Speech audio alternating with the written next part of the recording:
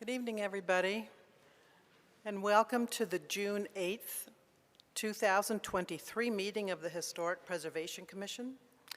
Hearings before this commission are quasi-judicial in nature, and it's a design review process to determine whether a proposed project is congruous with the special character of the historic district or landmark in which it is located.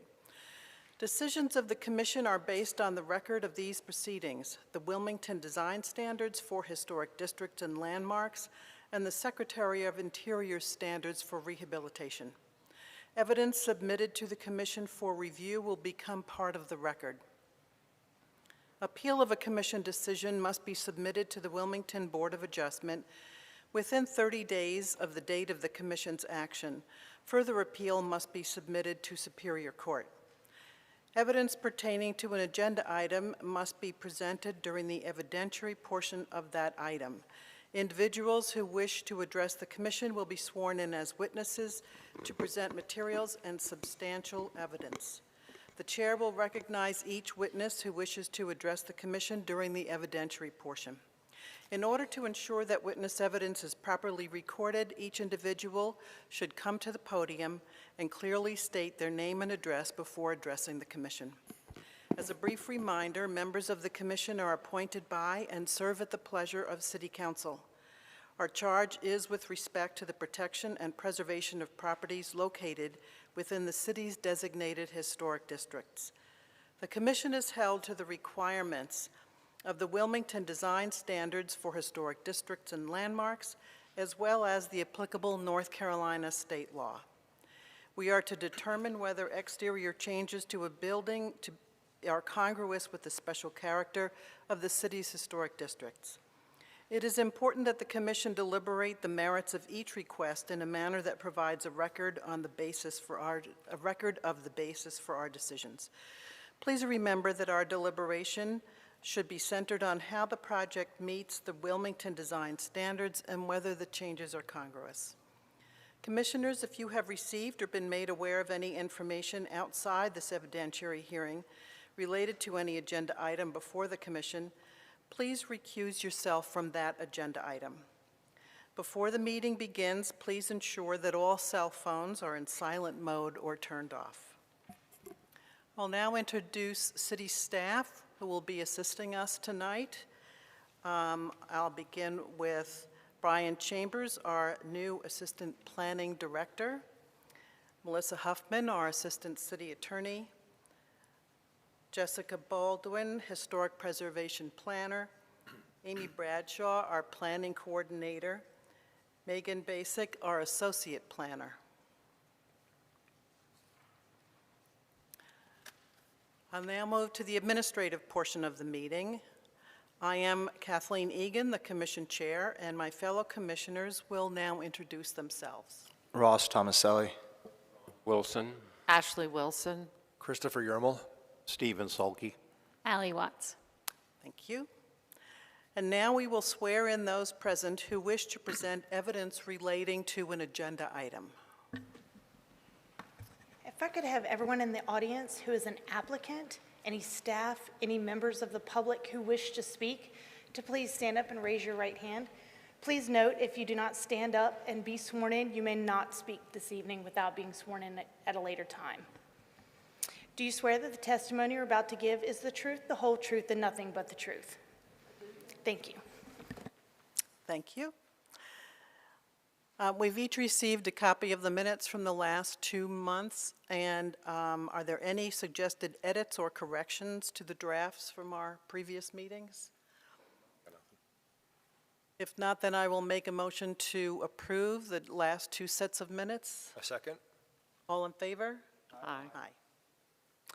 We'll now move to the evidentiary portion of the meeting, and we will begin with the staff report for the first agenda item.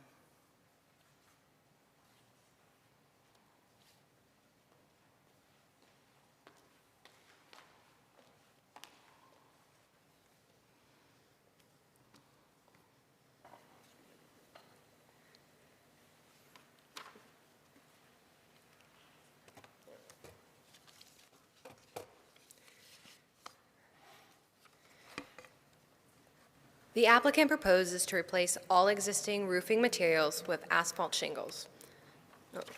The subject lot is located on the eastern side of the South Fifth Avenue between Orange and Ann Streets.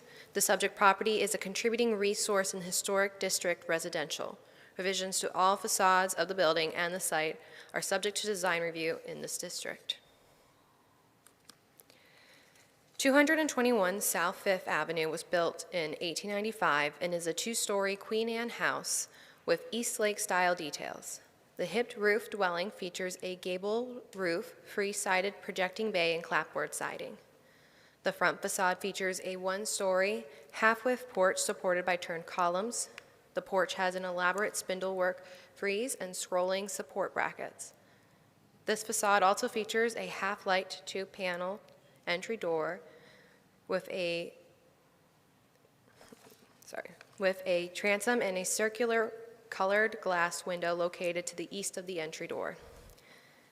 The south side facade has a square projecting bay with narrow 1/1 sash windows. On both stories, a second-story half-width porch on the rear is supported by simple square columns and is covered by the main body's hipped roof. A half-width first-story porch has been attached and has a gable roof with simple square columns. The first-story rear windows feature a 6/6 light patterns. The remaining windows on all facades are 2/2 sash windows, and all windows and entry doors feature architrave-style surrounds. The applicant proposes to remove the main body of the dwelling's standing seam metal roof, the front and rear porches' asphalt shingle roofs, and the rear mechanical room's rolled roof. They would then install on all roofs CertainTeed Landmark Pro asphalt shingles in the color Max Def Colonial Slate. The map here indicates a variety of roofing materials in the surrounding blocks of the subject lot. The applicant provided the following photos, also indicating the variety of roofing materials in adjacent properties. Shown here are photos taken by the applicant of water mitigation methods to protect the rest of the home from the leak infiltration. Staff notes that roof are character-defining features. The texture, depth, and form are physical elements that contribute to its defining features. The design standards acknowledge the diversity and variety of Wilmington's roofs. Technological advancements allowed for other roof materials beyond the original wood shingle, such as standing seam metal, polychrome slate, and clay tiles. The HPC has approved 4 major work cases for the installation of asphalt shingles from standing seam metal since 2018. 5 cases have been withdrawn in that same time frame. Staff would like to enter its report in its entirety into the record of tonight's proceedings at this time. Thank you. Are there any questions for staff? I had a question about that 5 cases have been withdrawn. Could explain that? I don't. So I went back and looked to see what the precedence was specifically. Like, we went back 2018, and from what we could find, a lot of these cases, they withdrew after they came before HPC for the first time. Okay. There were no denials, only 4 approvals, and then 5 withdrawals. Thank you. Yep. Thank you.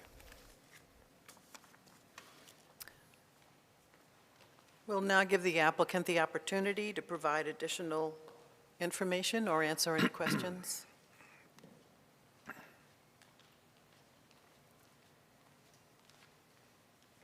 I'm Linda Potts, 221 South Fifth Avenue. My husband's recovering. Ma'am, I'm sorry, to your left. Can you put the microphone down a little bit more so you can speak into it? You might have to step closer. Is that okay? Better. Can you hear? All right, Linda Potts, 221 South Fifth.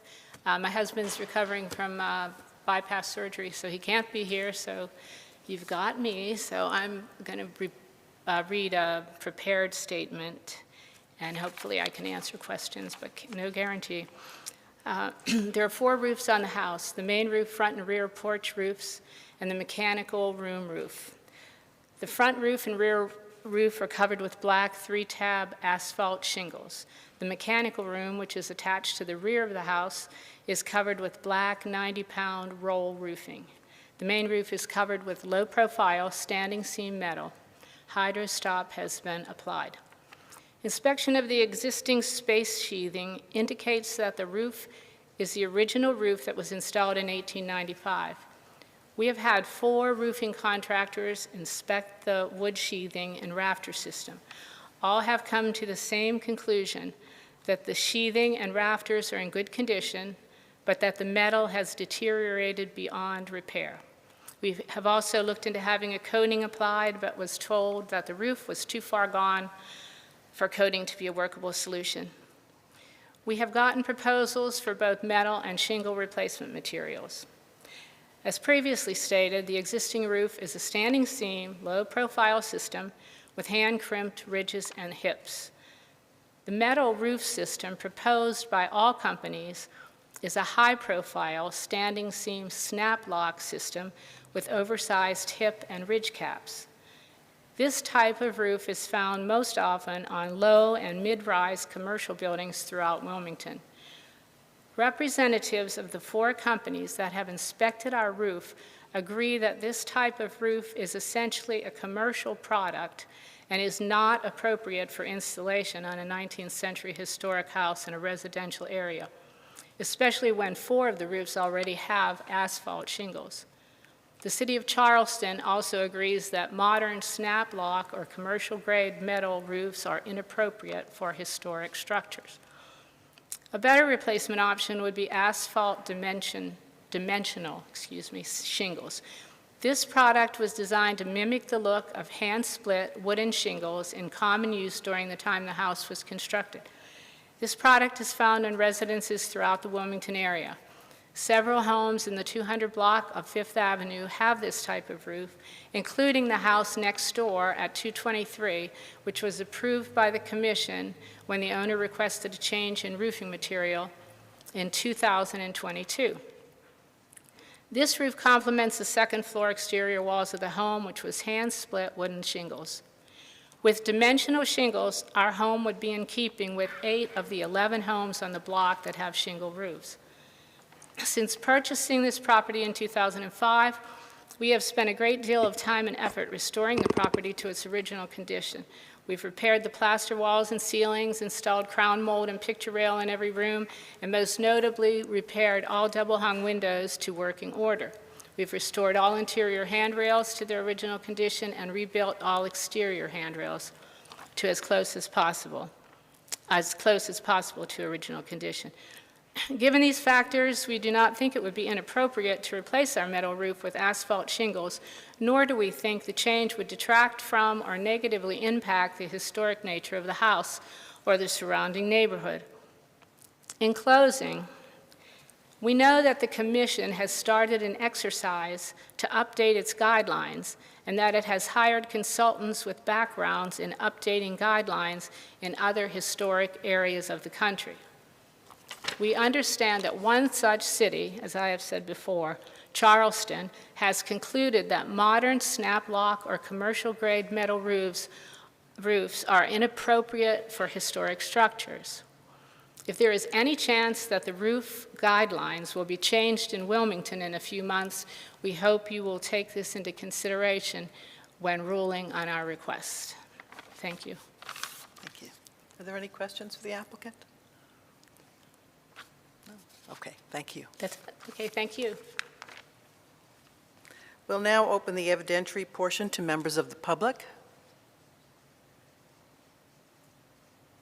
Okay, we'll close the evidentiary portion and go to commissioner deliberation.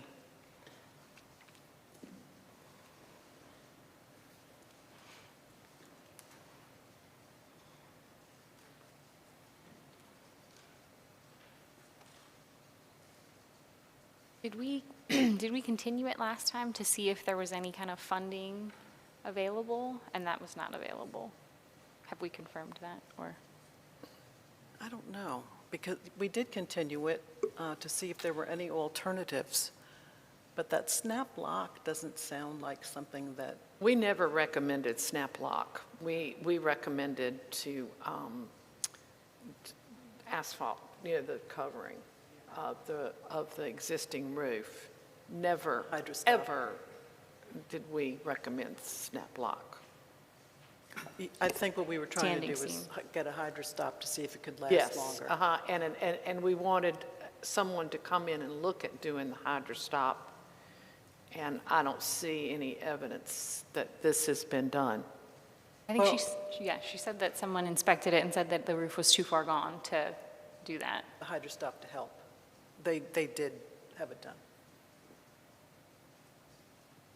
I mean, there's 4 roofing contractors looked at this. Is there a written report from anybody, or is it just basically hearsay that somebody said? For evidence, I would like to, excuse me, I'd like to see something, an evaluation report, et cetera. I mean, I think what we have here tonight is exactly what we had 2 months ago. And again, you know, this roof is literally 1 year older than my roof, and exactly the same roof, and yet I keep mine from leaking. So and in the packet, there's pictures of the asphalt parts of the roof, but I don't see a single picture of the outside of the metal roof.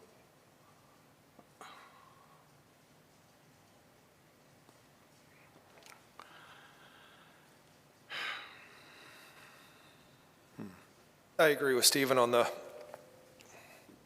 reports. It seems like as a matter of course, we should have reports from anyone with an applicant like this. If we have 4 roofers, then that's all they do is shingle roofs, and they've never done a metal roof, and we don't know. I don't know who these folks are. I mean, if that's all they do are shingles, and they're like, no, this is definitely good for a shingle replacement, we don't have any evidence. But yeah, I think we have a couple of questions, ma'am. If you want to come back up, that's fine.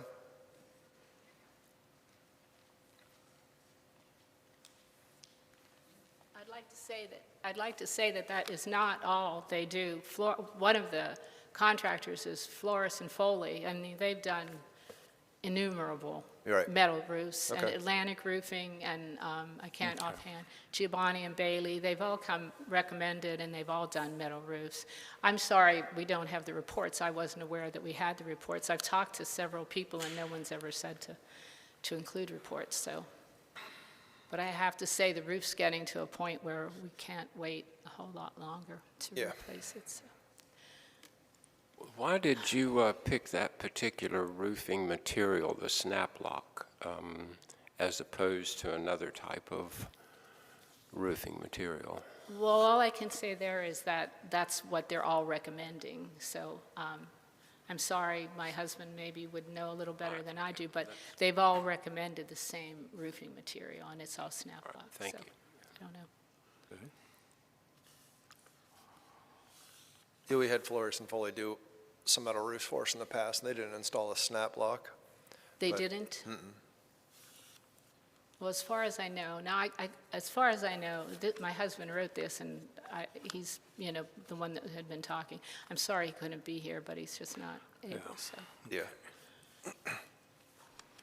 No, I'm sure if he could be here and he didn't have to get a bypass, he would have rather be here and not do the bypass and not need the bypass in the Well, first that's place. true. Understood. That's true. Ma'am, did you say the roof next door was replaced in 2022? Yes. Do you have records of that, or do we have records of that? They're renovating the house, Yeah, you can see the it. city should have records, I'm sure.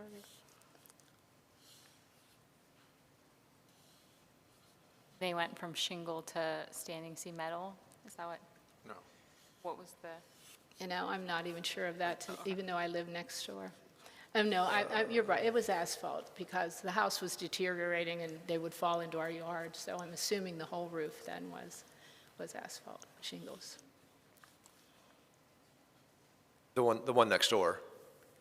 The property next door was metal to asphalt shingle, or it was? No, I think it was asphalt shingle. I think my husband was just trying to point out that they used a different type of shingle, this wooden whatever I see. shingle, Yeah. but it was asphalt shingle to begin with, yeah. There are only 3 houses on the block, including ours, that have metal, and that was not one of them.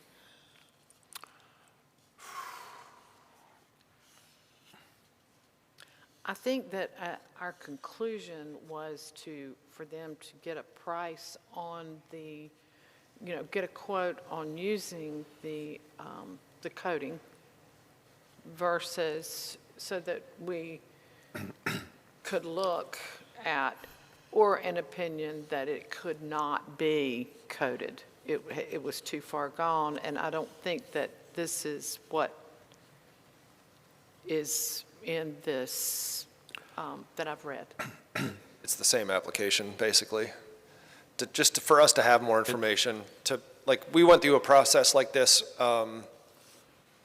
several months ago as a home on around 4th and Ann, and it was a slate roof, and we asked that they come back with more information, photographs of the roof and both from above, from below, and reports, and they brought all that stuff back, and it all made more sense, and Report about the hydrostop would help us.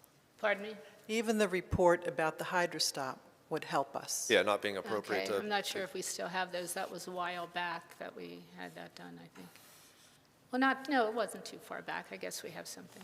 It would be the report from a person up to date that could tell you if Hydrostop would help. I see, okay, yeah, we can. It's not just Hydrostop, too. I mean, they're silicone-based. There are other coatings available that they're even superior to Hydrostop that might be sufficient, that might work. We don't know anything about we can't see what the roof looks like. I mean, I think as a whole, the commission would like for these metal roofs to be maintained, but we have no, I mean, we know that there's some leaks, but can those leaks be patched with a variety of different coatings potentially, and we don't have anything like that. And so I think we're worried that if we allow for things like this without the additional information that makes it really clear the state of the roof and what can and can't be done, like we just don't have that evidence in front of us right now, unfortunately. I think that's number one, we need the evidence, and basically the standards say you repair the roof until it's just irreparable, so we need that evidence. And the second point is item 5 in the standard says when a roof is too deteriorated to repair, replace it with the material to match the original roofing material. So there's basically a couple standards here that we have to apply, and we just can't willy-nilly do these things. We have to have backing, and especially if we change material. That's a big deal. It's my understanding that the materials they used today don't match what was put on the roof in 1895, so that's not really Well, something we can do. it won't match the low profile, but it's still a metal roof. Plus, a metal roof, I mean, well, everybody in this room will be dead and gone if you put another metal roof on when that roof needs to be replaced again. I mean, like my roof, it's 127 years old. And honestly, I had a leak in my porch, and just last weekend I put a ladder up, found the leak, and fixed it. It's like, once the Hydrostop, you have a good coating of it. If something cracks, breaks, you just simply go up there, oops, there it is, fix it. Well, we've had that done several times. We have that had done. many leaks. And I have to tell you, when we bought the house in 2005, the roof, they told us it was in bad condition. That's why we Right. went ahead and did the Hydrostop, and we did whatever we could. Nobody wants to, I mean, we do not want to replace the roof. Right. We would do whatever we could. You'd really like had to to spend do. as little as possible. I mean, that makes sense. Like, if you can keep Yeah. that, replace a couple of pieces, recoat the whole thing, that's your preference. Like, and there's a chance that doing a repair on this could be cheaper than even tearing all of that off and putting shingles on there, too. Well, I mean, that's true, but we've been told by all these people that it's just not doable, so I don't know what to say. We've had 4 contractors come in, and Right. they've all been reputable, and they've worked in the area for quite a long time. And So- we'd love to see those reports, though. I mean, Okay. and they, if they're saying that you can't put a metal on here, they'd rather put metal on because they make more money on doing the metal. But if they're indeed saying, like, you can't put this metal on, shouldn't put this metal on for whatever reason, that's significant. It's just something that we'd like to see some record of it. And it's not, I feel for you that you're already like way past your schedule. Things are leaking, and the rain today, it may have come through. Like, I understand that, we understand that, but just to have some additional information on the roof itself, like it's hard for us to, at face value, and it's not that we don't trust you, it's just that it's good to have that evidence in front of us, because maybe there are other people that we can't trust. But if I'm understanding correctly, though, if we give you this evidence and the roof in fact needs to be replaced, which I think it would, we're right back to square one, right, on the metal versus the asphalt shingles. So I don't understand. And there are metal roof replacement that happen all of the time in the historic district. Yeah. There's new metal going up in lieu of old metal frequently for additions and all these different things. I mean, I think there are other ways to go about getting a metal roof up there than. They talk to you about the sheathing? Because your roof is like my roof. It's all held on by boards. And I don't know, there's a foot between each board. So if they put shingles, that's all got to be replaced. So it's just not the expense of shingles, it's the expense of totally resheathing that roof, basically rebuilding the whole deck. Well, evidently, that's not the case, because my husband has written here that all four of the contractors inspected the sheathing and the rafters and said they're all fine. Jessica, can you go back to the pictures of the inside of the roof where the leaks are? Is that solid board? Yeah, they're tight. Okay, maybe okay, you got more boards than I got. Okay, well, maybe you can put shingle. What do you think, Chris? Is that 1x8 going across the rafters? It's, There's a lot of plastic up there. Yeah, they're big. Chris, if the metal roof that they've been quoted for isn't architecturally appropriate, do you have recommendations for what type of metal roof they should be looking at putting on, seeing that you deal with this regularly? Unfortunately, the types can't, it's not, I'm sorry, it's not coming to me, but I know there's some, metal that the commission has approved, and even they get tax credits for doing this kind of thing. So I don't know what those are, but you'd have to work with the installer on what the different options are for the metal for these things. We just did one on 3rd Street where we did hand seamed metal, on a residential project, just because the owner wanted to have kind of a historically appropriate, like as close to the original what's on the existing roof. We coated all the existing roof with silicone. There were some patches that were thinned out. We replaced some metal, and I mean, there are just a lot of ways to go about this.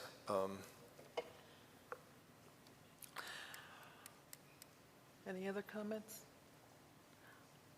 I think the best thing to do would be to continue this for a month to allow you to give us the documentation. If we're going to allow a change from metal to another type of material, then we would want something in the record as to why we departed from the metal, and we don't have that right now. So would you be able to come back next month with pictures and some of those roofing reports so that we could add it to your file? And in the future, there would be a reason as to why we allowed the shift from the metal roof to a different kind of roof. Yeah. So far, that's what we have gotten from other applicants who had the same problem that you're dealing with. And it was helpful to us to have those photographs and those reports in the record to substantiate why we allowed the shift from one type of roof to another. I think we can do that. Yeah, I hope the roof holds if we don't have I too know, much I more hope so. rain. I'm not worried about the roof per se, but it's coming through the ceiling and that sort of thing. So will someone tell me exactly what we need? Or if I, just to recap, I need records about the hydro stop, and I need a report. So these different roofing companies told you things, I guess, verbally maybe, or maybe that was in writing, just to be able to see those things so they can help us see what the evaluation is on the existing and what they feel is appropriate Is or inappropriate, what can actually be Okay. done there. And they could tell us that a coating would not work.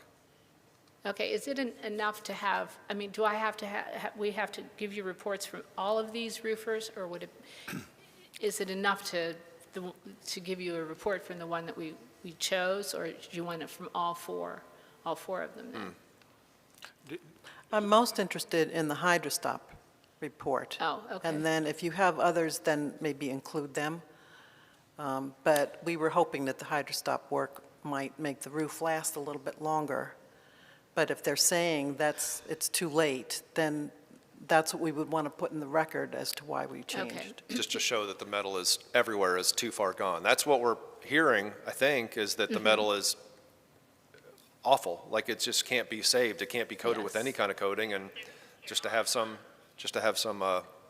record of that, to see it, Okay, just so to be able to start making a decision from that point. Because right now, it's the same application as we saw last month or 2 months ago, and nothing has changed, and I don't think it was just last couple of months ago that we were asking to see if you might be able to procure some funding through a nonprofit, but also some more evidence on what's going on. I mean, the engineering technique of the water catchment's pretty ingenious, but some other images of the roof itself and in reports, just written, just describing what's going on and what can and can't be done and why.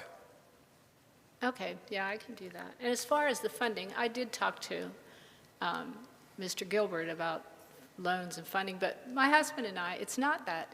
We could afford a metal roof.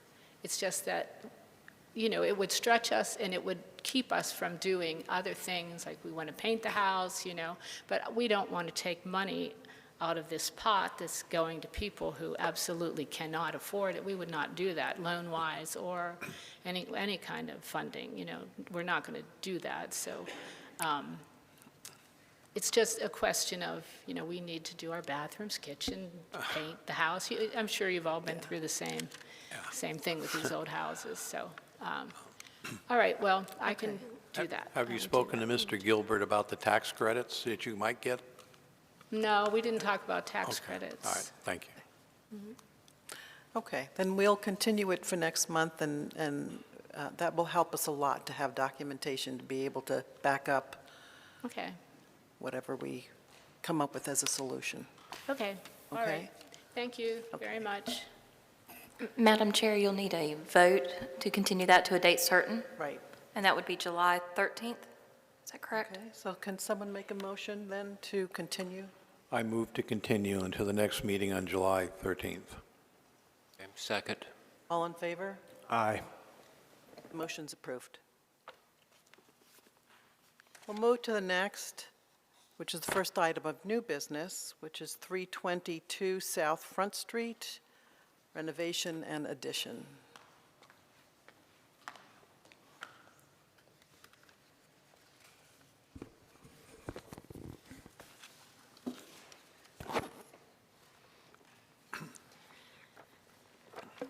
The applicant for 322 South Front Street proposes to construct an addition and make exterior alterations. The subject property is located on the northwest corner of Nunn and South Front Streets and is a contributing resource to the Historic District residential. Revisions to all facades of a building and the site are subject to design review in this district. The Honnett House, built circa 1880, was built for a local jeweler named George Honnett on a former picnic spot often referred to as Sunset Hill in the Italianate style. The side passage, L-shaped dwelling, was significantly altered between 1910 and 1915. The first story features triple sash windows, a wraparound one-story porch with fluidic Ionic columns, and a two-story engaged portico with Ionic columns. The off-center main entry has divided side lights and a transom, as well as concentric panel doors. Both the first and second story windows and the doors of the front and side facades all feature pedimented lintels with brackets. The portico and large denticulated cornice were added between 1910 and 1915 in the colonial revival style. applicant seeks to paint the main body of the dwelling Sherwin-Williams Windfresh White and paint the trim Sherwin-Williams Snowbound. The applicant also seeks to repair siding and railings and brackets as needed and to remove all shutters. The applicant proposes to construct a rear addition on the northwestern corner of the dwelling in the location of an existing addition. The proposed addition will be approximately 1,016 square feet. Here, the 1889 and 1915 Sanborn maps show a small selection of the iterations of the rear facade and the outbuildings that evidently became additions. In the late 1980s, a rear exterior stair was enclosed and a portion of the second-story porch was infilled. Here you can see the existing floor plan and elevations compared to the proposed plan. The new addition does not exceed the height of the existing dwelling and is in the same location as the original outbuildings and older additions previously reviewed. The proposed addition will be constructed with a 5-inch reveal natural pine siding, Berwick blend brick to match the existing foundation, and will use AZEK PVC polymer composition trim with 16-inch Hardie board soffits. There are 26 proposed windows in total. On the north facade, there are 2 new windows in the existing dwelling that will replace existing windows, and 4 windows in the new addition. These will be vertical MUND divided light wood windows. The west facade of the addition will have 2 sets of 5 joined windows with 6 lights each. The remainder of the addition will have 4 2-over-2 windows and 1 new rear door with divided lights and a transom. The southern facade will have 4 new divided light windows in the addition. All windows will be Marvin Elevate wood. All windows and doors will be painted to match the trim. Here are 2 renderings of the composition and massing of the new addition from the northeast and southeast. As previously discussed, the rear facade has undergone several alterations since 1955, including the stair encasement in 1986 and the undated rear window installation located between the 1986 addition and the 2-story porch. Staff also notes that any changes to historic buildings should be a product of their time while not impacting the historic character of the building. Staff would like to enter its report in its entirety into the record of tonight's proceedings at this time. Any questions of staff? No? Okay. Okay, thank you. We'll open the evidentiary portion to members of the public. Oh, I'm sorry, I missed the applicant. We'll open it up to the applicant to provide additional information or answer questions. Good evening. David Lyle, 614 Market Street. Glad to answer any questions. David, on the page 22 of our packet, it talks about removal of a curb. I mean, this is a very small thing. I have a couple other things, but what is the removal of the curb? Is that something? So there is a curb that is blocking the water from coming down the stairs, so we're actually going to regrade and keep that from happening. That's the curb that we're talking about. And the retaining wall, is that the wall that's farthest west? That is something that was pulled out of this. There was a retaining wall issue, and that's not part of this application. Okay. Oh, so we're really looking at, are we looking at phase 1? Phase 1 only. Versus phase 2, not Yeah, no, disregard phase 2. phase 2? Correct. Okay. And the elevate window, interior is wood, exterior is, The exterior is wood as well. oh, the elevate? Marvin Elevate is wood on the exterior? The one I'm preferring, maybe I have it wrong, but it is a wood, interior and exterior wood. And exterior, okay. Yeah. The only elevate I was familiar with was fiberglass on the exterior. I'll verify that. Okay. Would it be reasonable to consider like the drip edge and maybe that upper fascia as part of, say, the roof assembly and consider that to be the AZEC, but everything else actually be wood. We're just looking at this, I'm looking at this standard 401 with the synthetic materials are not appropriate. I could see some synthetic materials up there with such a flat roof. I think with that drip, that will be problematic to call that roof assembly and have some AZEC up there potentially. Is that a reasonable To put the pursuit, AZEC up maybe? on the fascia? No, to put on the uppermost roof. So looking at, there was a section we saw, I don't know if, are you controlling that, Amy? There was a section Attachment detail right there. Yeah. Right, that uppermost roof, and I'm just asking in my opinion, I don't feel like the AZEC everywhere else on the freeze and everything is reasonable on a project like this, on this particular building, but considering using the AZEC just on the upper part. I think that's up to you all. I think it would be appropriate at the scale and height that it is, and it is paintable. So at that distance, it's a smooth face. I don't think it would be something that'd be a problem or even noticed.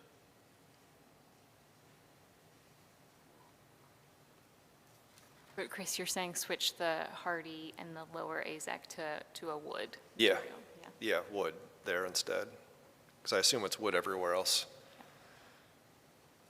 on that beautiful property. And again, just looking at that standard, it's kind of screams out about standard 6 about on additions, not employing synthetic materials for things like that. But with such a flat roof, it seems, in my opinion, it seems appropriate to consider that as part of the roof assembly for waterproofing. On the page.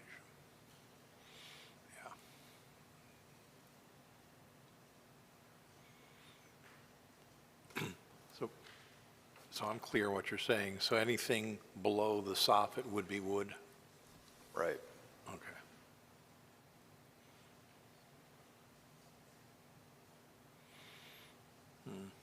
That work for you? I think that's fine, sure. I don't want to influence the board. I'm just trying to minimize the plastic on this property and have more of the wood there where possible. Yeah, I agree with what Christopher's saying, and if the applicant is good with that, then maybe we're good. Any other comments? I have just one question with the construction on this. Are materials going to be lifted in from Nunn Street?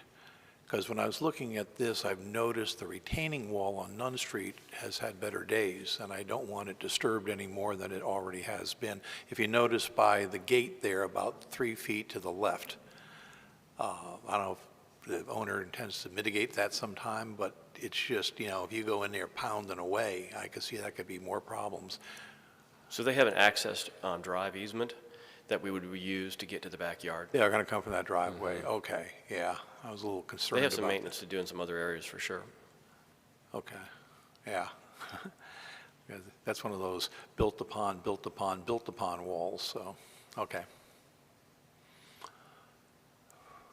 Good. Thank you. All right, thank you. Okay, now I will open the evidentiary portion to members of the public. Okay.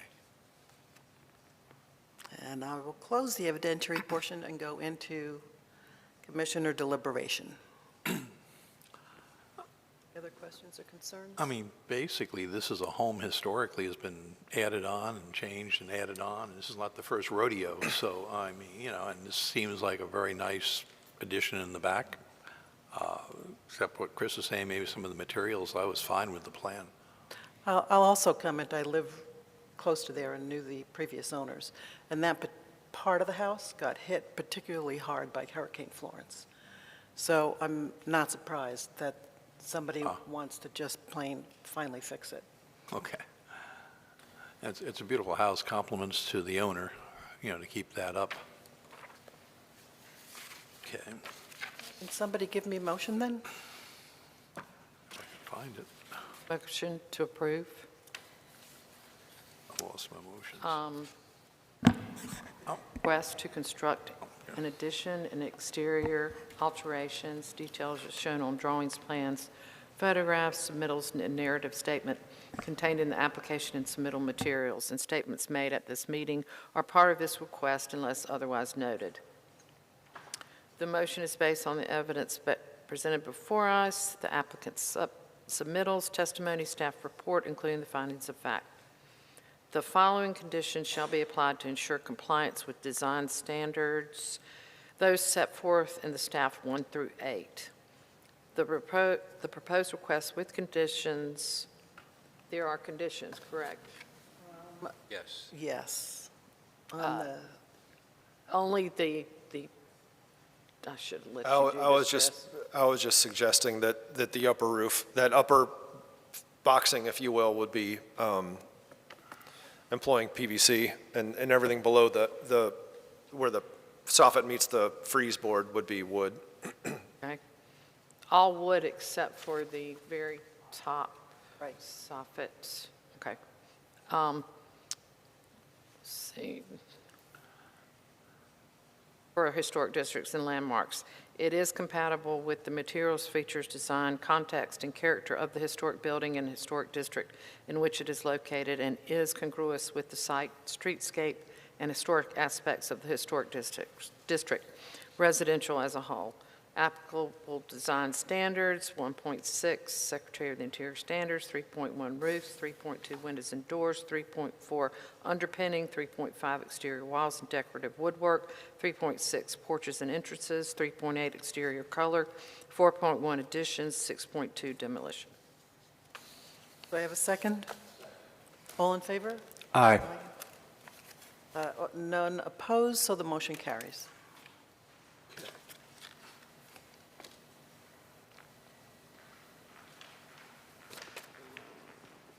We'll move to agenda item number 3. All right. The applicant proposes to apply a coating to the existing striated standing seam metal roof. The subject property is located on the west side of South Fifth Avenue between Church and Castle Streets. It is a contributing resource to the Historic District residential. Revisions to all facades of the building and site are subject to design review within this district. The Hewlett House was constructed circa 1900 and is a front gable one-story dwelling. The full-width shed-roofed front porch is supported by Tuscan columns with a turned spindle balustrade. The central entry features a half-light, 2-panel door and is flanked by 2/2 windows. A diamond louver vent adorns the gable front. The applicant proposes to alter the existing roof by coating the existing striated standing seam metal with Henry fibered aluminum roof coating in silver. The applicant's intentions for applying the coating to the after-the-fact striated standing seam metal roof is to hide the striations. The applicant at this time has not provided documentation that flexible coating systems are proven to hide striations on standing seam metal roofs. The HPC has denied striated standing seam metal roofs in the previous years, and staff would like to enter tonight's report in its entirety to the record. Thank you, ma'am. Are there any questions for staff? Okay, thank you. We will ask the applicant to come forward to provide additional evidence or answer questions. Good evening. Just give us your name and address so we can get it into the minutes. My name is Laura Nasser. My address is 7 South 4th Street in Wilmington. Weiss Nasser, 7 South 4th Street. Thank you.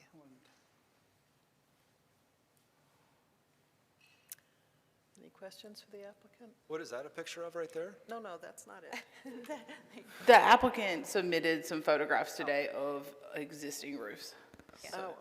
We have several existing roofs here throughout downtown in the historic district that are not in compliance with the regulation that the striations and the exposed metal fasteners.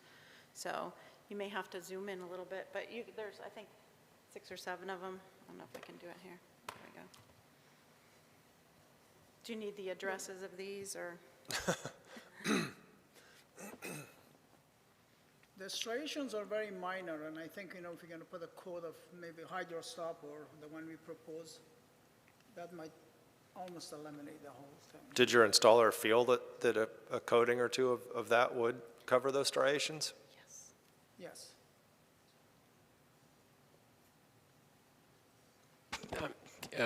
Can you maybe answer, I'm trying to understand, you applied the metal roof, but after the fact, is that correct? Original.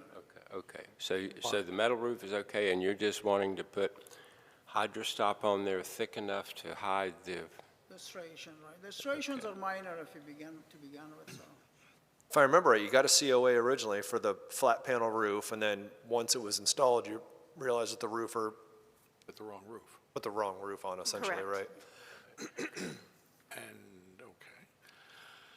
okay.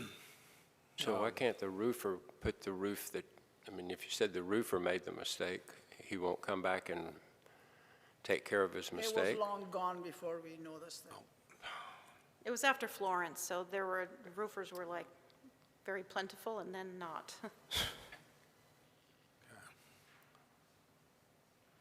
Do you have, do you have any example, a piece of the striated roofing that this material has been applied to so we can see if it actually works or not? We can't approve something we don't know if it will even work. No, I don't have anything, but Okay. I mean, and honestly, you're saying these houses, but maybe about 3 months ago, much larger house than this, the contractor had to completely replace the entire roof. So, I'm not sure where these other addresses you brought are from. Maybe they're even outside the HD, I don't know, but. no, the ones we showed to you, the pictures are from Okay. Starbucks. I can give you the addresses if you like. That would be good. I mean, at least you can confirm they're in HD. But Sometimes again, they do these things overnight. What?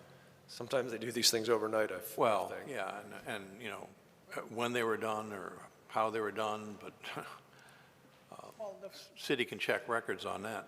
the other house, Sir, you're going to need to speak into the microphone. the other house right next to us, 514, was it 510? It's 10 feet away from our house. It's not a standard seam. Its fastener is exposed, and it's not, like the distance of the panels are a lot smaller. It's about 6 inches apart. Okay.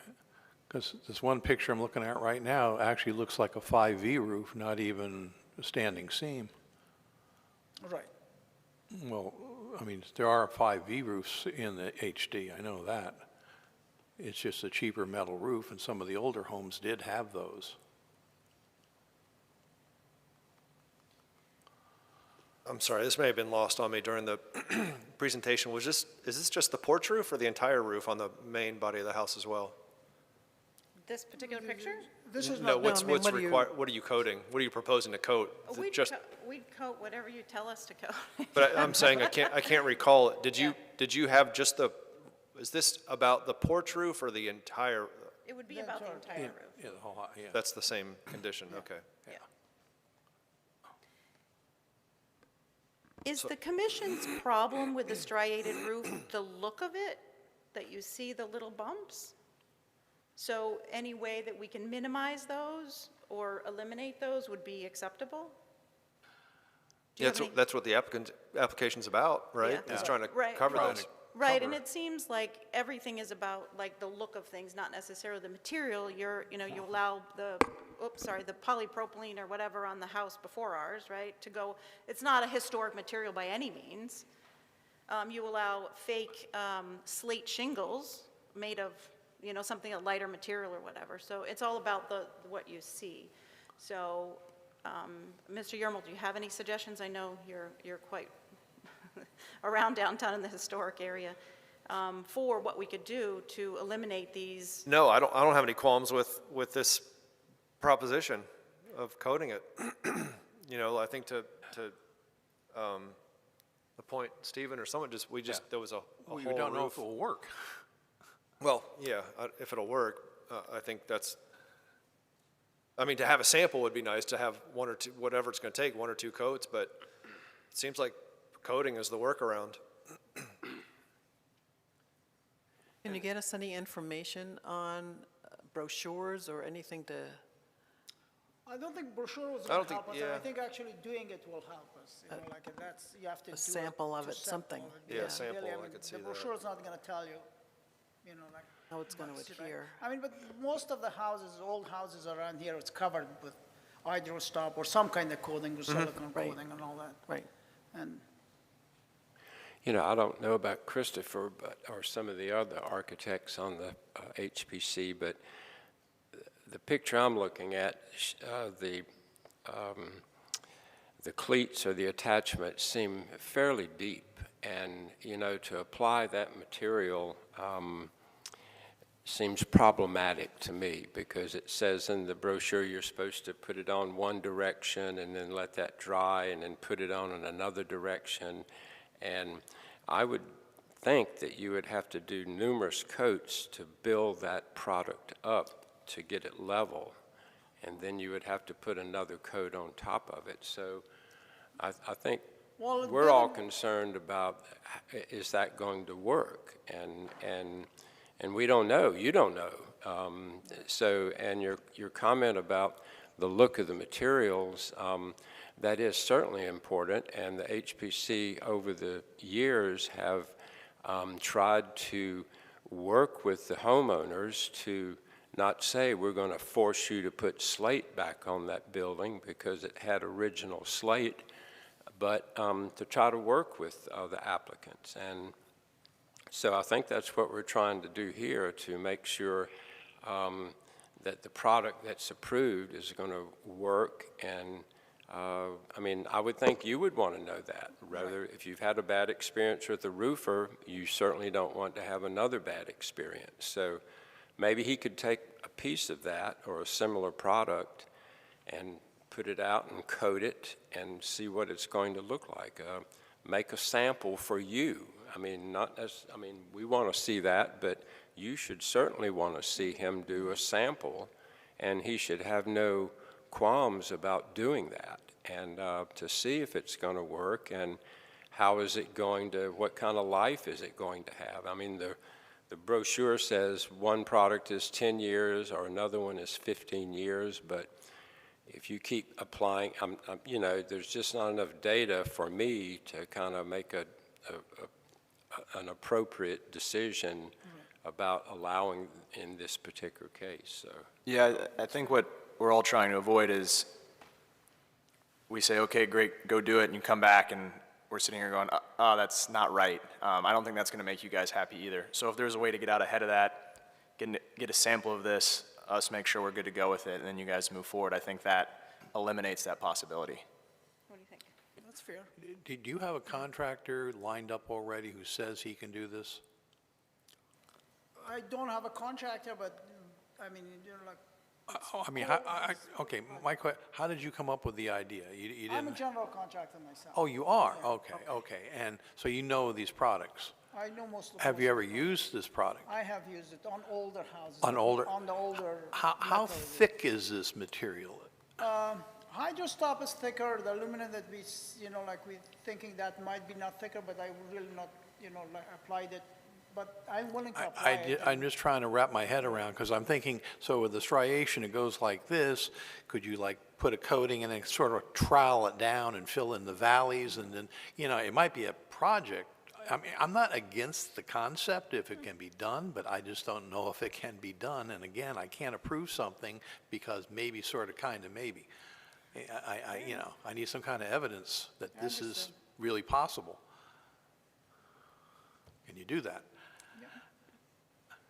We So can would bring you back a be, sample, sure. would you be agreeable to bringing us a sample, so? Yeah, absolutely. Okay. Yeah. I think that would help a lot. Yeah, Okay. yeah, visuals, it's always good. All right, thank you. You're welcome. Right, thank you. We'll open the evidentiary portion to members of the public.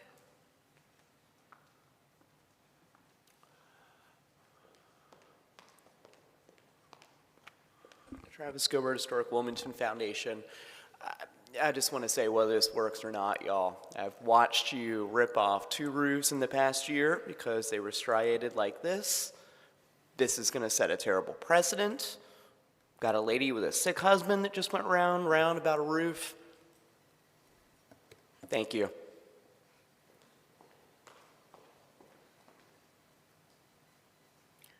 I will close the evidentiary portion of the meeting and move to commissioner deliberation. I think Mr. Gilbert came up and made a very appropriate statement based on what we've done in the past, and I think it merits consideration in our decision here tonight on allowing this, and you know, past issues where we've had to remove roofs. So I would want each of us to remember that as we, you know, vote on this.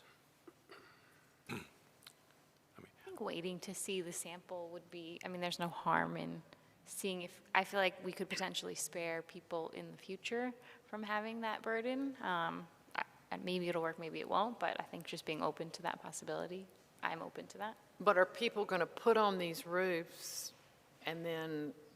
It seems like they're always done by accident. Yeah, I would hope. It's not like it's an epidemic of these things that people are putting striated roofs on. I think it's, I can only recall one. Maybe there's a second one since I've been on the commission, but maybe there were two. There were two, and they were both put on by builders who disappeared in the middle of the Who night. disappeared. Yeah, right. And a lot disappeared, and a lot of people were desperate after Florence to do that, and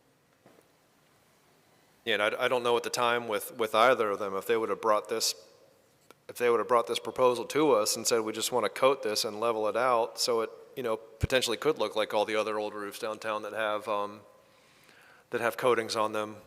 You know, the goal is to have the flat panel roof, but you know, like Allison, I'm willing to at least see what this thing looks like and see how it comes out. I don't know whether it's going to work or not. I would too. I think we should continue it to gather more information. If we don't think it's going to work, then they need we to can vote that way. Yeah. I would also like to know who is going to be doing this. You know, like the roofing person that is going to be doing this procedure. And maybe they could come and answer questions or explain things a little bit more. You know, Commissioner Wilson's right. I mean, a lot of it is the look, but, and if there was some method maybe of making these things flat, but I've tried many times for different products to hide something, and it seems at the end of the day, you just don't hide it. You can still see it. Yeah. So I'm really kind of incredulous that there could be a material that you can just smooth this out and it's going to look perfect. And then the other question is, you know, like with the HydroStop, every, approximately 10 years you need to recoat. So then what happens next with this roof, you know, in the year 30 or 2033, is it going to start popping, cracking, chunks peeling off? I mean, I don't even know. So it's like, there's a lot of ifs, and I don't like ifs, so. And again, we've already gone through the rejection, the appeal process and everything on this roof. Yeah. Right.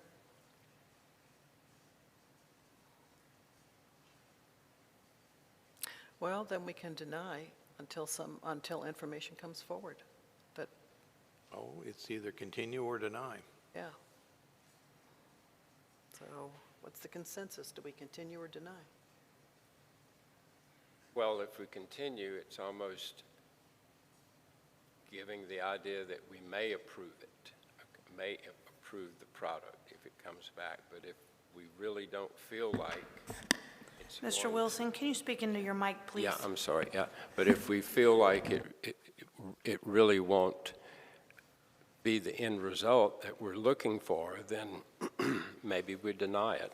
I'm kind of have really mixed feelings about this because I want to give the applicant the opportunity, but then if they do come forward with something that we think may work, then again, are we opening up other doors or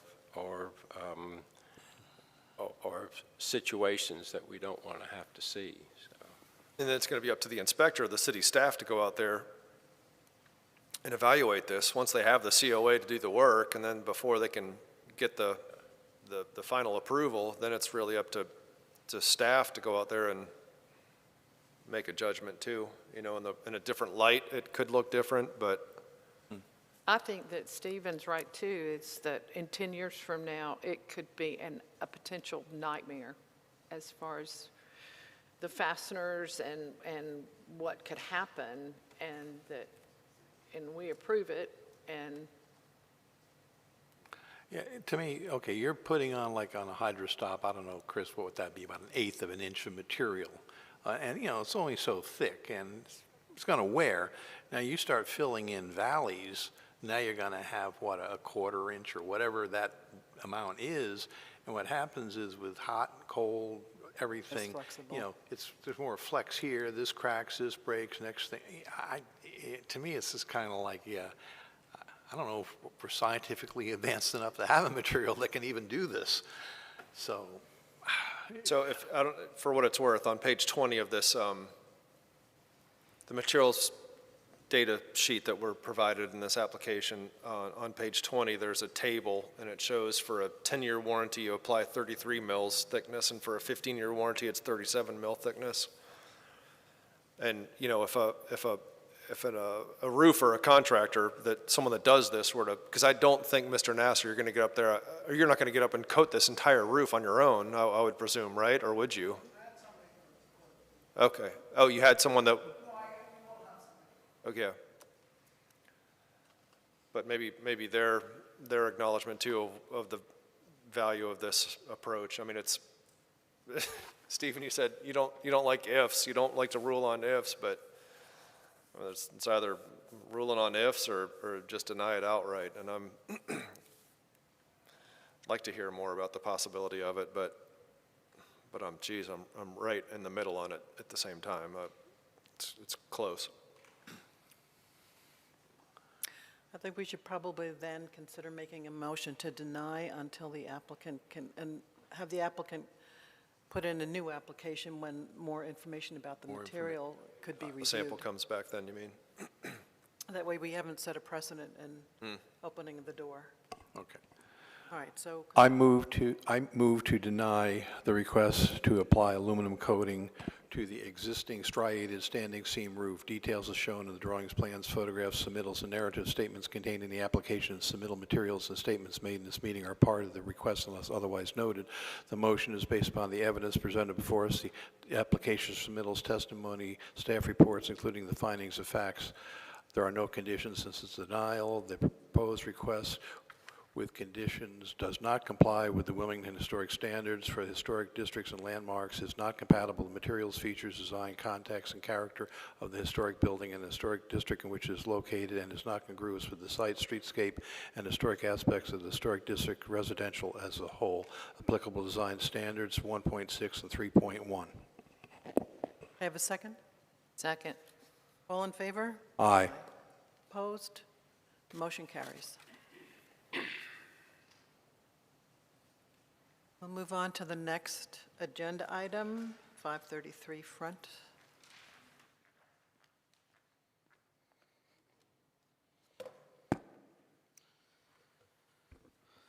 Okay. The applicant proposes to construct a new pool house, new garage, a new brick fence, and install a pool. The subject property is located on the northeast corner of South Front and Castle Streets. It is a non-contributing resource to the Historic District Residential, and revisions to all facades of the building and site are subject to design review within this district. 533 South Front Street was constructed in 2018. It is a contemporary 3-story dwelling with wraparound porches on both the second and third floors. The first story features blind windows and segmented arched bays on both the South Front and Castle Street facades. Door and window openings feature straight lintels with keystones and header brick sills.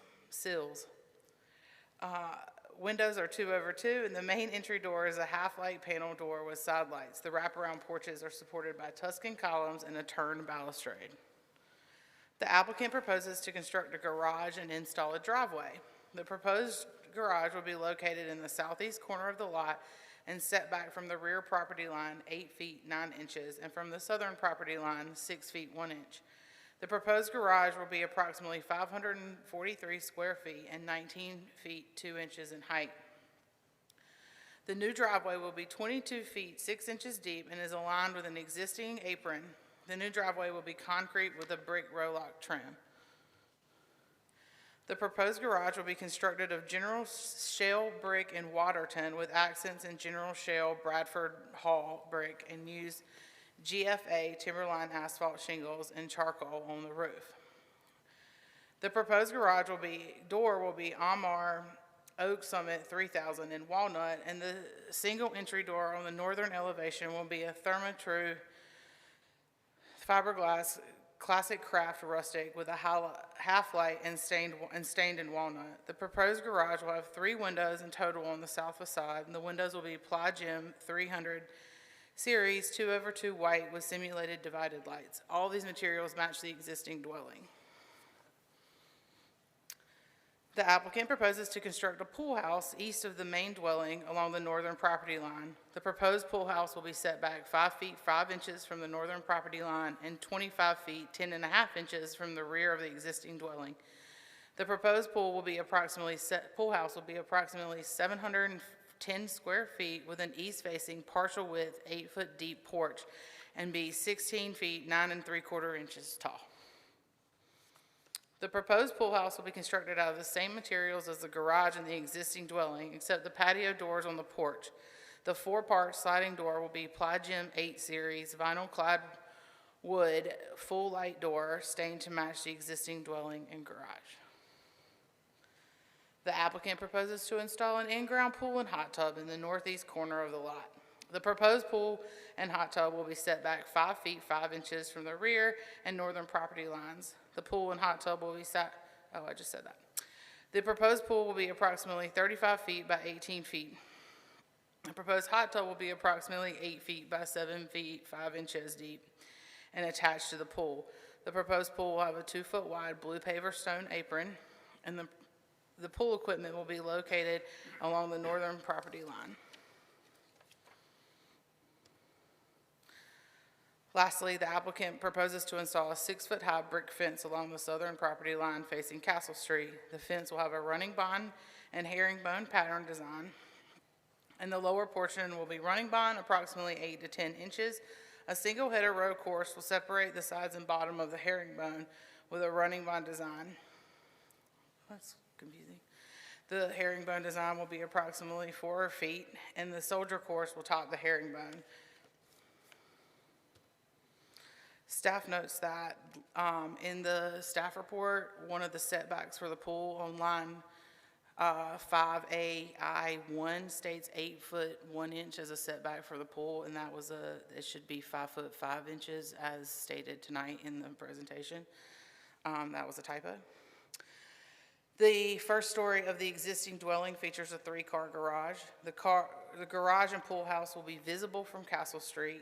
Adjacent dwellings along Castle Street vary in height from 1 to 2 stories, and adjacent dwellings along Front Street vary in height from 1 to 11 stories. The existing lot is 11,000 square feet, approximately 0.25 acres, and the existing lot coverage is 20.6%, and the proposed lot coverage will be 32%. Staff would like to enter its report in its entirety into tonight's record. I have a question. Okay. The brick wall that you show, can you go back one or slide that has the, yes. Wait, okay, see, you have the brick wall outlined in yellow. Yes, ma'am. And I know the northern side of the property has a wood fence existing. It's brick and iron, actually. From along Castle Street, it's brick and iron.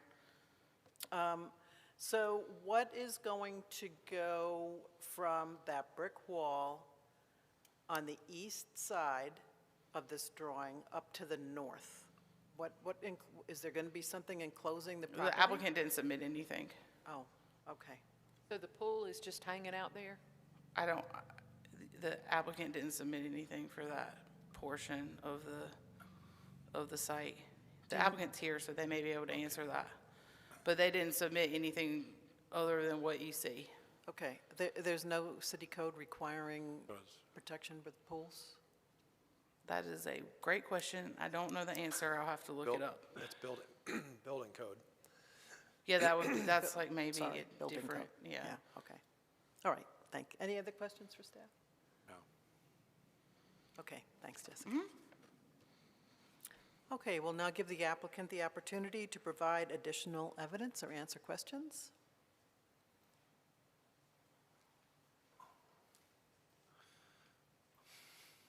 Good evening. My name's Eric Jabley. I'm the architect. Live at 1106 Audubon Boulevard. So, you know, when the applicant built this house, the property that what we're proposing on was a commercial property. And when the opportunity came up for them to purchase it, they moved forward with it. It was a commercial property, and it was not in the historic district.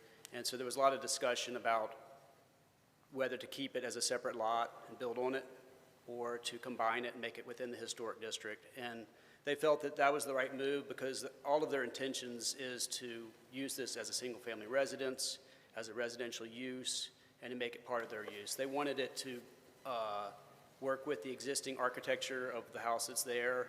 Both the buildings are designed to be of the exact same style, the same style brick, the same style windows, the same window headers. So it's meant to fit in and be a residential use and fit the neighborhood better than the commercial building that was in terrible shape, could not be repaired. There is a fence that goes around the pool itself. So to answer your question about that, that would be an aluminum picket fence that meets the pool regulations, because there's regulations that a pool must be enclosed all the way around. But the street facing would be the brick wall there. Okay. Were there any further questions? The aluminum picket fence would match the one that exists currently in the front of the house? Yes. Yeah, Eric, good to see you. I noticed in the elevations that there's significant difference between the two structures, the garage and the pool house. That's based on the usage. So the owner has a boat that's tall, and that's what's required to house the boat, yes.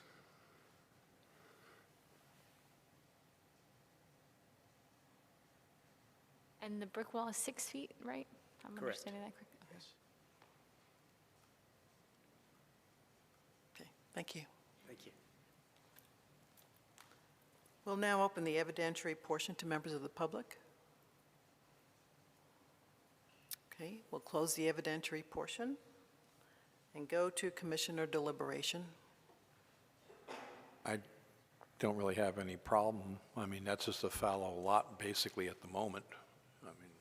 I mean, the only thing, maybe Mr. Gilbert knows, is there anything that might be buried there? But in the excavation of the pool, you know, if they find anything, but still, yeah, there's not much there now. Well, I have a question. It says in their specs that these are fiberglass columns, so is that good for us? Fiberglass? New construction. Construction. Okay, good, Yeah. all right. Thank you. Okay, somebody want to make a motion then? I'll make a motion. I move to approve with conditions the request to construct a new pool house, new garage, new brick fence, and install a pool. Details as shown on the drawings, plans, photographs, submittals, and narrative statement contained in the application and supplemental materials and statements made at this meeting are part of the request unless otherwise noted. This motion is based on the evidence presented before us, the application submittals, testimony, staff reports, including the findings of fact. The proposed request with conditions does comply with the Wilmington Design Standards for Historic Districts and Landmarks, is compatible with materials, features, design, context, and character of the historic building and the historic district in which it is located, and is congruous with the site, streetscape, and historic aspects of the historic district, residential as a whole. Applicable design standards 1.6, 2.1, 2.2, 2.3, 2.4, 2.5, 2.6, 2.9, 2.10, 3.1, 3.2, 3.3, 3.8, 4.2. Do you have a second? Second? All in favor? Aye. We'll take a 10-minute break, and then come back to the rest of the agenda items.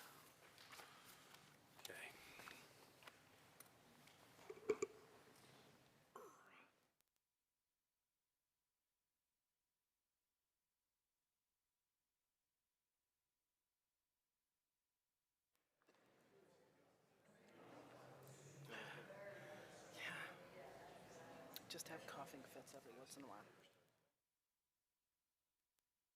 Ready to go? Everybody's here. Okay, we'll move to the next agenda item, 128 Water Street.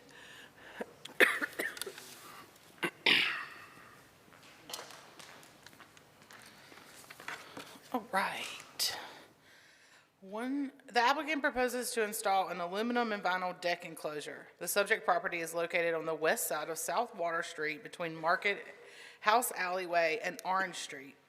Entrances to the building are located on the east and west facades. All facades are visible from the public right-of-way. The subject property is a non-contributing resource in the Commercial Business District Historic District overlay. Only that which can be seen from the public right-of-way, excluding alleys, is the subject to design review. Constructed in 2003, 128 South Water Street is a one-story brick veneer commercial building with a 2,200 square foot deck and a 736 square foot floating dock. The proposed enclosure will be installed within the post and beam structure of the existing deck. The enclosure will be custom window systems, white aluminum frame, clear vinyl panels. Each panel is approximately 65 5/8 inches wide by 91 5/8 inches high with a central mutton. The enclosure will have an 8-inch white kick plate at the base, and the panels are modular and vary in width with a consistent height. Staff notes the Riverwalk is considered a public right-of-way, and that would like to enter tonight's report in its entirety to proceedings. Thank you. Any questions for staff? No. Thank you. Okay, we'll give the applicant the opportunity to provide additional information or answer questions.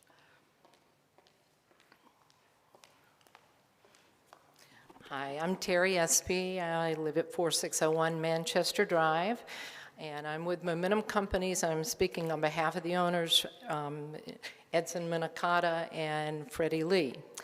The pair bought the property January a year ago and have made enhancements to the property, and as you can imagine, being along the river it's severe weather. It's tough in that area.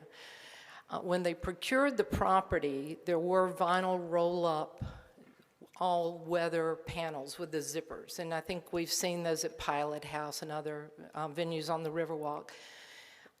There was no indication at all that was a problem having them on the building. They had been there so long that they were yellowed and cracked and weathered and quite unattractive and barely functioned. But they had, they've been there for at least 10 years. The other thing I do want to make clear, these are not permanent. These are only temporary that can be removed. They just want them during cold weather, when it's inclement, or just, for the convenience of the people dining in the area there. And as we all know, after the backside of COVID and the shutdown, our restaurants are seeing the number of guests increase tremendously. The sales downtown have never been higher than they have been the last 2 years. So this is something that we're seeing year-round too, not just this summer, which we are happy about. Generates more tax dollars. So what they are asking, they are aware that this, if the commissioners do agree to allow this to move forward, this is not the final step, that we've still got to take it up to CAMA. We've got to take it back to Raleigh. After the fact, we were made aware that the previous owner had not gotten approval to put those panels up.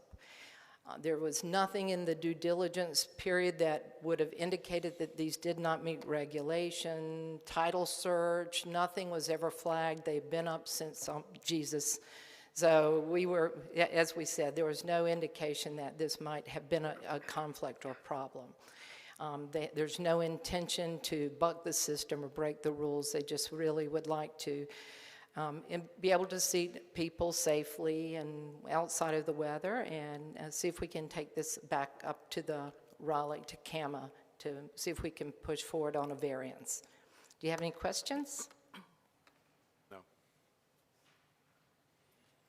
Okay, thank you. Thanks. We'll open the evidentiary portion to members of the public. Okay, then we will close the evidentiary portion and move to commissioner deliberation. Any issues with the application? It's a non-contributing structure, basically, with a temporary set, or, you know, something that isn't super permanent there, just to replace something they've got now that isn't working anymore. Yeah, I have just a quick question. I just happened to notice on some of the diagrams provided, but, you know, all the railing that's on the Riverwalk is circular railing, you know, more like pipe railing. And it appears here that they're using, you know, metal railing, but it's square in detail. So does that bother anybody other than me? Isn't that already there? I don't know. This Current. looks like, There. or is that a railing that is existing there, Terry? Is right, okay. Does everybody see that black railing there? And Yeah, I didn't know if that that's- should be part of the, is it existing? I mean, it's not existing, or, okay. Could you-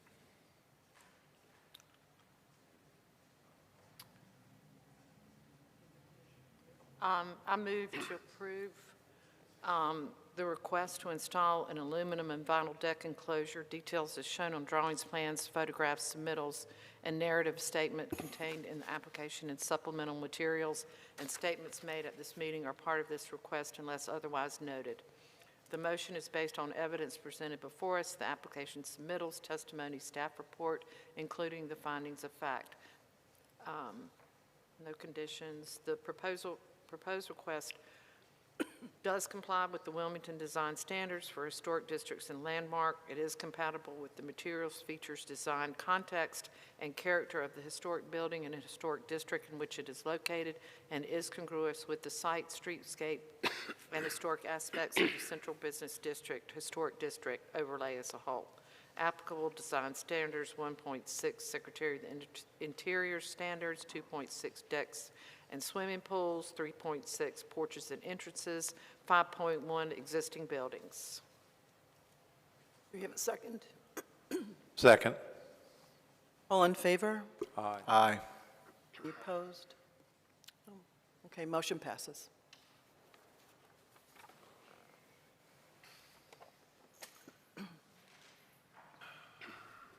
Move to the next agenda item, 215 South 6th.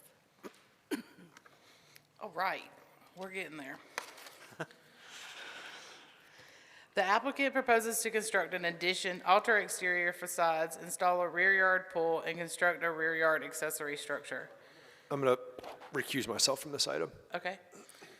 The subject property is located on the east side of South 6th Street between Orange and Ann Streets and is a contributing resource to the Historic District residential.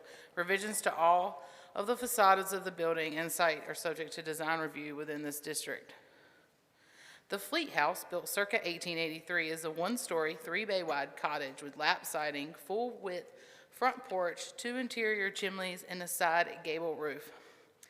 The front facade features 2/4 sash floor-to-ceiling windows on either side of a central half-light 3-panel door with a transom window and central shed dormer. The front porch's painted concrete floor is covered by a shed roof supported by 4 chamfered posts. Windows throughout the house vary in light pattern and operation, including 2/4 double hung, horizontal mutton 2/2 double hung, 6/6 double hung, horizontal mutton 3-light casement, and a 6-light casement. The front facade shed dormer is supported by angle brackets with exposed rafter tails and has a tripartite opening with a central window and matching vents. The applicant proposes to construct a second-story addition, raising the height of the existing dormer. The second-story addition will raise the overall building height to 24 feet 2 inches. The second-story addition will have a gable roof with a 4.5/12 slope on the front portion and a 2.5/12 slope on the rear. These slopes are consistent with the existing roof line. The second-story addition will have a standing seam metal roof and clad in wood lap siding to match the existing dwelling. The second-story addition's front facade will have 3 new Pillar Reserve wood casement windows, and the rear will have 3 Pillar Reserve wood 1/1 windows. The north and south facades will have 1 Pillar Reserve wood casement window on either side. The applicant also proposes to reconstruct the 2 chimneys. The new chimneys will be stucco and located on the north and south sides of the new second-story addition. The applicant proposes to construct a 713-square-foot rear addition. The new rear addition will not alter the width of the existing dwelling. Here in yellow, you can see the proposed rear addition and the darkened portions that highlight the existing dwelling to be demolished. The proposed rear addition will have a standing seam metal roof to match the second-story addition and existing dwelling. The proposed rear addition will have 5 Pillar Reserve wood casement windows on the rear facade and 2 sets of new Pillar Reserve wood double doors. The proposed new windows will have trim to match the existing, and the proposed rear addition will have 2 skylights and a parged CMU foundation. The proposed rear addition will have a full-width rear porch supported by 4 posts. The rear porch will have 2 entry stairs at the northern and southern ends and a horizontal wood railing. The rear porch will have a hip standing seam metal roof, concrete deck, and CMU parged foundation. The applicant proposes to construct a 208-square-foot footprint accessory structure in the rear yard, as seen here on the site map in yellow. The structure will be set back 3 feet from the rear property line and 9 feet 2 1/4 inches from the northern property line and 11 feet 3 3/4 inches from the southern property line. The new accessory structure will be clad in wood to match the existing dwelling and have a standing seam metal roof to match the existing dwelling. The new accessory structure will have 3 Pillar Wood Reserve windows in total and 1 set of sliding doors with fixed panels flanking the doors on the west facade. The applicant also proposes to install a 15-foot by 22-foot long pool, in-ground pool between the dwelling and the accessory structure. The applicant proposes to install a water feature in the northern half of the front yard and is requesting to remove an existing concrete walkway and install a brick patio in the front yard.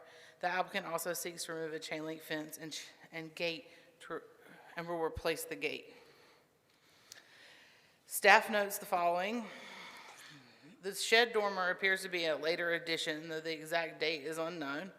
Dwellings on the 200 block of South 6th Street range from 1 to 2 stories in height, and the height of the existing dwelling is approximately 17 feet.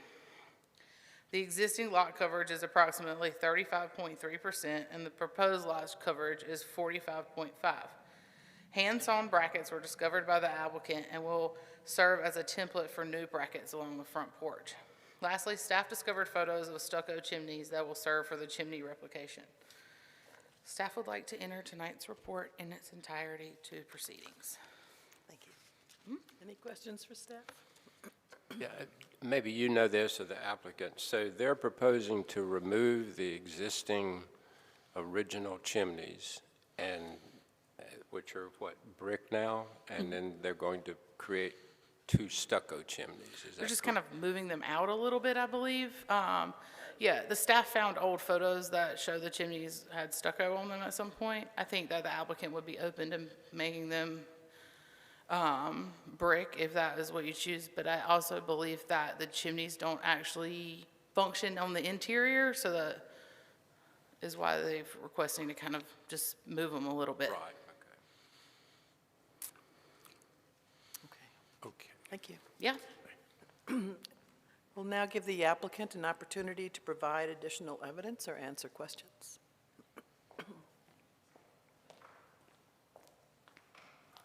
Hello, Commission. It's good to see you again. My name is Rob Romero. I'm the architect for this project, 210 Greenfield Street. I'm here to answer some questions for you. Okay. Questions?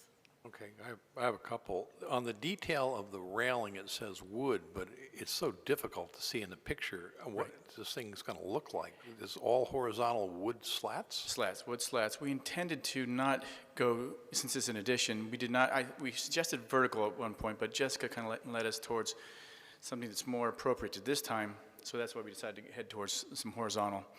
And that's the intention of the design for this one, to show that it is an addition, but still blends in many ways.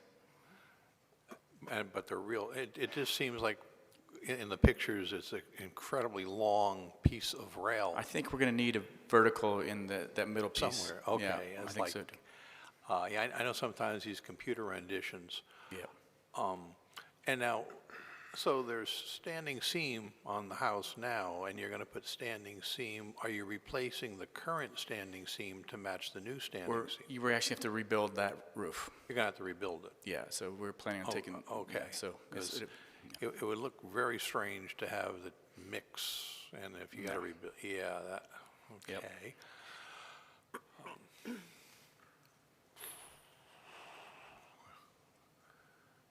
Questions?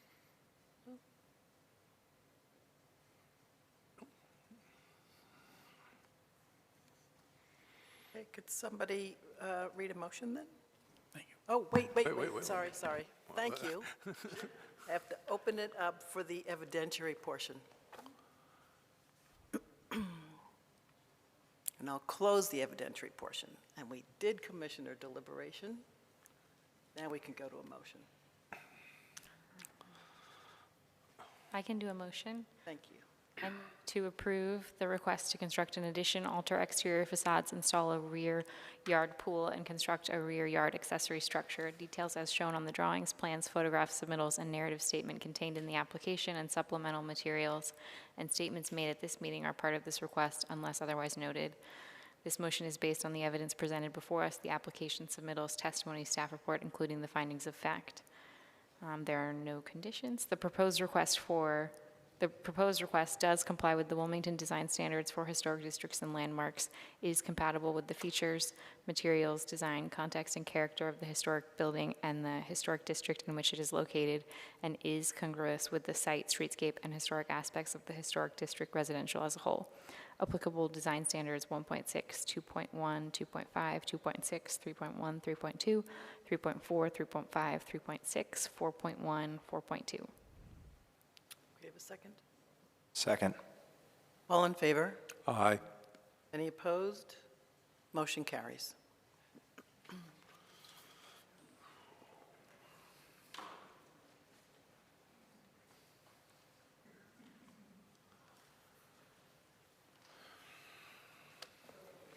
The agenda item for 2 Church.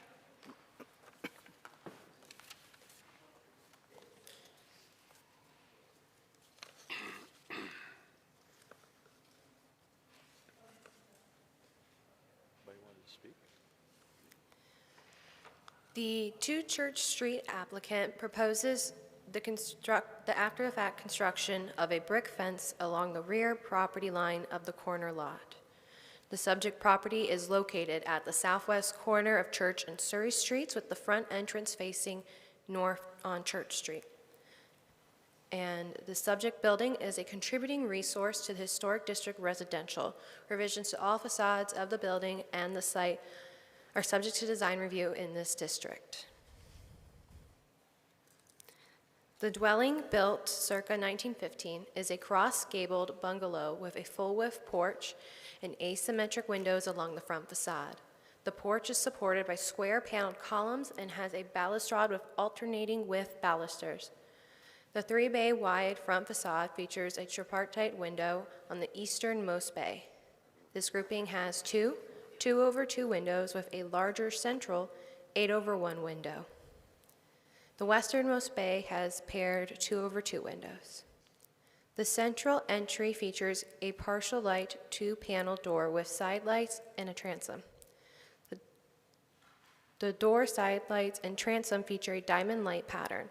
The front facade also features a shed roof dormer with 2 clear story windows with matching diamond light pattern. The western facade has two one-story projecting bays under a single shed roof. Each bay has a tripartite window grouping with 2/2 windows.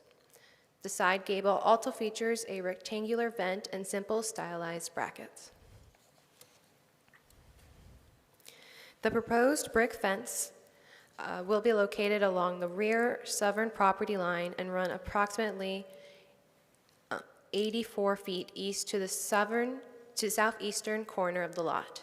The proposed brick fence will be 6 feet in height and will be constructed of General Shale Bradford Hall Tudor brick. The proposed brick fence will have brick columns every 10 feet on center, and each column will be 8 feet in height.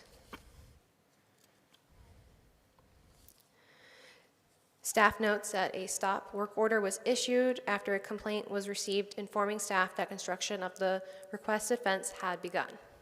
A site visit confirmed that the brick fence had been partially constructed and stands at approximately 5 feet in height at its current state. Design standards note that rear yard fences can be up to 6 feet in height, and staff would like to enter its report in its entirety into the record of tonight's proceedings at this time. Any questions for staff? Megan, isn't this the house that is going to be removed? They have submitted and been approved for demolition, yes. Okay. All right, thank you. And there's no, excuse me, there's nothing, I'm correct in that there's nothing here about the new door opening on the rear facade, right? I mean, we see some details about the, He originally had included that, and then upon further inspection, there was a structural reason he could not put the door there, and then he removed it from the project. so we're just looking at the Just the wall? just the wall on the rear, correct. Correct. Okay. Any more questions? Thank you. Okay, we'll now give the applicant an opportunity to provide additional information or answer questions. Good evening, Jay Larson and Rachel Larson, number 2 Church Street. Good evening. Yes, I withdrew the door. We had some issues with the placement, so we'll have to resubmit that for a different review. So we're just looking at the wall tonight. Any questions that we can answer preliminarily? And it's, the wall is 12 inches thick, so therefore it's 8 inches of block, and then on the exterior you have the brick. You won't have any brick on the interior, right? No, that's incorrect. There'd be brick on both sides. Okay. So it basically. 16-inch. On the back side, on Solomon Tower side, is a flush wall of brick. So on the property owner side would be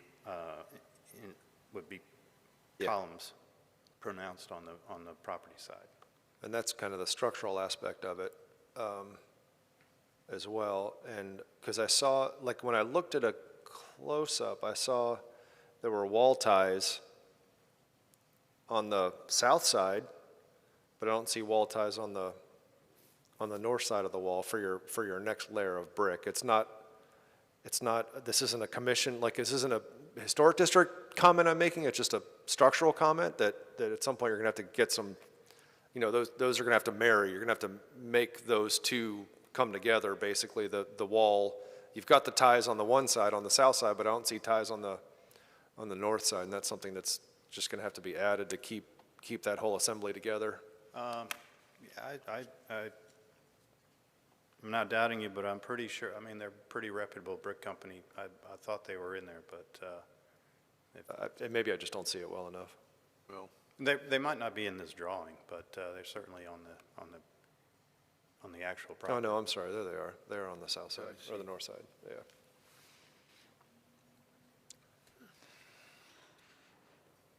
Any other questions? Okay, thank you. I appreciate it very much. Now we'll open the evidentiary portion to members of the public. And we'll close the evidentiary portion and go to commissioner deliberation. problems? I am.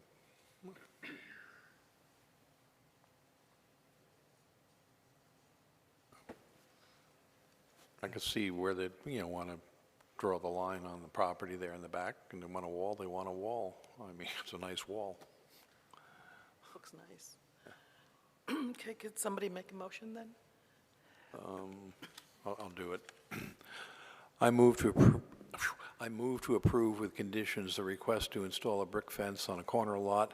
Details as shown in the drawings, plans, photographs, submittals, and narrative statements contained in the application of submittal materials. Statements made in this meeting are part of the request unless otherwise noted. This motion is based upon the evidence presented before us here. Application submittals, testimony, staff report, including the finding of facts. The following conditions shall be applied to ensure compliance with the design standards, those set forth in staff report 1 through 6. The proposed request with conditions does comply with the Wilmington design standards for historic districts and landmark, is compatible with the materials, features, design, context, and character of the historic building and historic district in which it is located, and is congruous with the site, streetscape, and historic aspects of the historic district residential as a whole, applicable design standards 1.6 and 2.3. Second? Second. All in favor? Aye. Any opposed? Motion carries.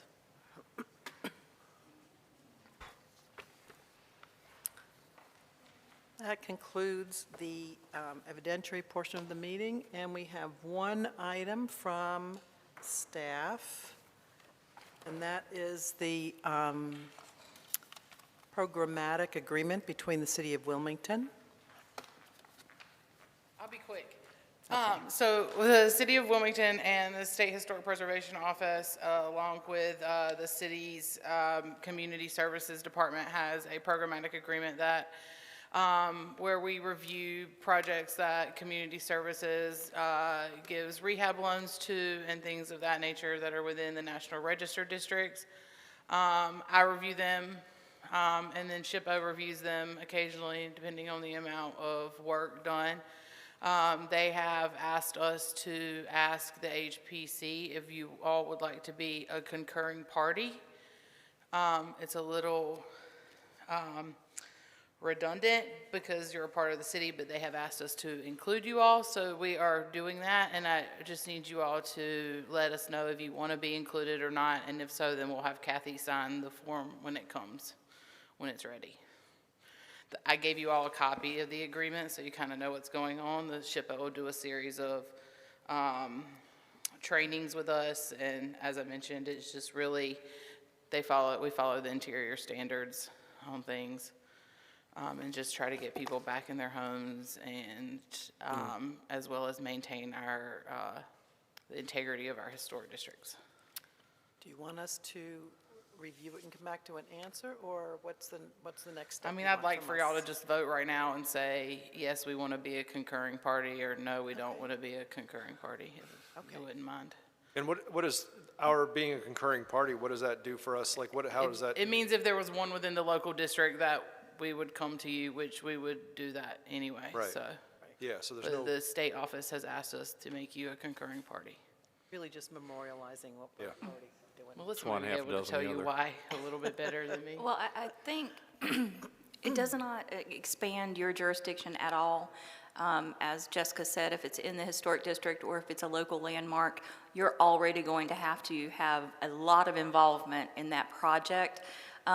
If I had to guess, I would say that SHPO wants to include, I know that Historic Wilmington Foundation is going to be a concurring party of this agreement, wants to include as many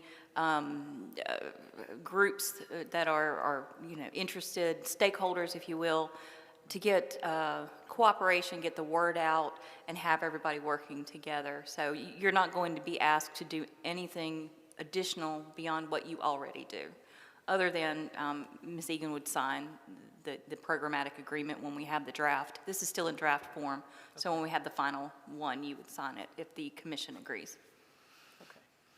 So we would need a motion for the commission to approve participation in the programmatic agreement between the City of Wilmington and the North Carolina Historic Preservation Officer for the community development of block grant home and healthy homes Production Grant Programs fiscal year 2023-24 through fiscal year 2027-28 in Wilmington, North Carolina, and New Hanover County.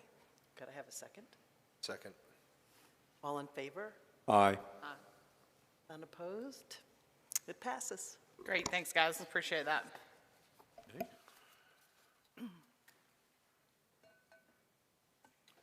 Any items from any commissioners? I'd like to say one thing. Staff with Jessica had a public hearing, and I went to it, and they had breakout groups. And I thought it was really productive. I think it was a really good thing. One of the things that sort of surprised me, I guess I expected a lot of complaints because there are rules. At least in the group that I was in, there were more complaints that maybe the rules weren't enforced enough, or I mean, it was more of a, I guess, a law and order group than it was like, oh, we don't want to be told what to do group. No, I was at the same meeting, and the people in my group wanted just more guidance, clearer guidance, and wanted to make sure everybody stuck to the rules. So Yeah. I was a little bit surprised as well. So I was pretty impressed by that meeting, and I don't know if Really any good. more are planned, but I thought it was a really good thing. That's it. All right, I make a motion to adjourn the meeting. Second. All in favor? Aye. Good night.